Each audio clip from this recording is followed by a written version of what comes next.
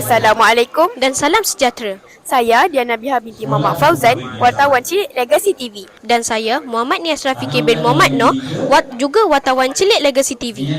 Sekarang saya berada di Dewan SDM 1 untuk membuat liputan Sempena Majlis Pelancaran Ihya Ramadan peringkat sekolah bagi tahun 2026. Mari kita saksikan.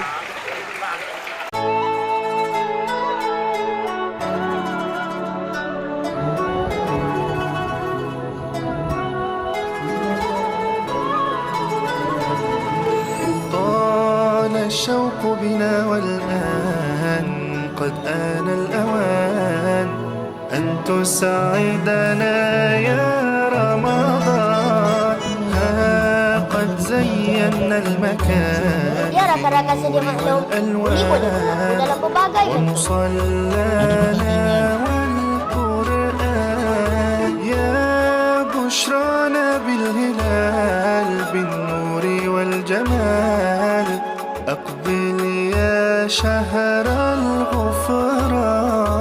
بالبركات والإيمان والحب والسلام جئت لتحيينا رمضان.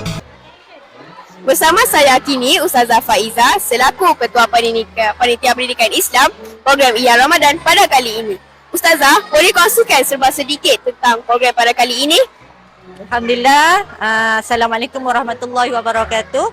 Untuk program Ihya Ramadan pada kali ini kita menyediakan pelbagai aktiviti, antaranya program tadarus, khatam Al-Quran, program iftar jama'i, serta banyak lagi program-program yang menyeronokkan yang memberi pendedahan tentang keberkatan Ramadan, insya-Allah. Terima kasih. Oh, menariknya. Okey, baik. Terima kasih Ustazah.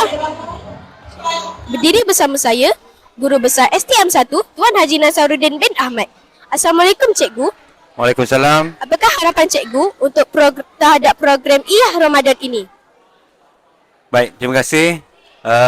Harapan saya pada program ini, semoga program ini akan dapat dilaksanakan dengan baik sepanjang bulan Ramadan, dan pada masa inilah kita bersama-sama warga Sekolah Kebangsaan Negeri Sembilan Puluh 1 untuk melaksanakan aktiviti keagamaan supaya kita dapat mengumpul seberapa banyak pahala yang boleh kita kumpul sepanjang bulan Ramadan. Dan apa yang saya harapkan juga, program ini akan berjalan seperti yang dirancang dan akan berterusan walaupun di luar bulan Ramadan. Anak Sekolah Kebangsaan Negeri Sembilan Puluh 1. Terima kasih Cikgu. Bersama. Macam mana episod pertama Legacy TV tu tadi? Kita jumpa pada episod yang akan datang. Bye!